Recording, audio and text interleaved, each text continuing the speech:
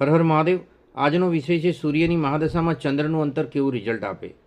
તો જન્મ કુંડળીની અંદર જ્યારે ચંદ્રમાં પહેલા, ચોથા, પાંચમા, સાતમા, નવમા અને દસમા ભાવની અંદર હોય છે ત્યારે આ અંતરદશાની અંદર તેનો સમય સારો ગણાતો હોય છે.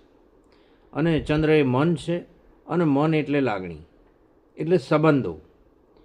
આ ચંદ્રમાના સારા સમયની અંદર એની અસર ઘણા બધા એવા સંબંધો સુધારે છે જે બગડેલા હોય, અને ઘણી વખત વિવાહના પ્રસંગો પણ ઉત્પન્ન કરતો હોય છે.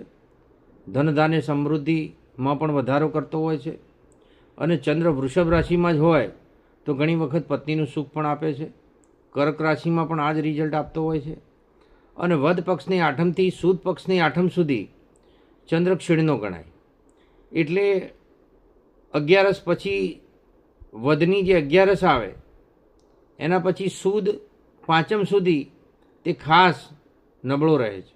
માટે આ ચંદ્રમાં વિવિધ પ્રકારની તકલીફો, ઉપાધિઓ અને અશાંતિ પેદા કરનારો છે. ઘણી વખતે માનસિક અશાંતિ, અલગ અલગ લોકો જોડે મતભેદો, ખોટી રીતે મતભેદો. 6ઠ્ઠા, 8મા, 12મા સ્થાનમાં રહેલો ચંદ્ર ક્ષીણના ચંદ્ર જેવું જ રિઝલ્ટ આપતો હોય છે. માટે ઘણી વખત ચંદ્ર કુંડળીની અંદર મહત્ત્વનો શુભ ગ્રહ હોય, આવી બધી અશાંતિ જ્યારે પેદા કરે છે ત્યારે માણસને કોઈ રસ્તા નથી મળતા હોતા. તો તે સમય દરમિયાન મહાદેવજીનું શરણું લેવું જોઈએ. સોમવારના દિવસે જળાભિષેક કરવો જોઈએ.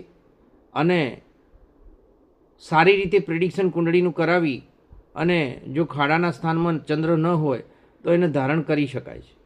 હર હર મહાદેવ.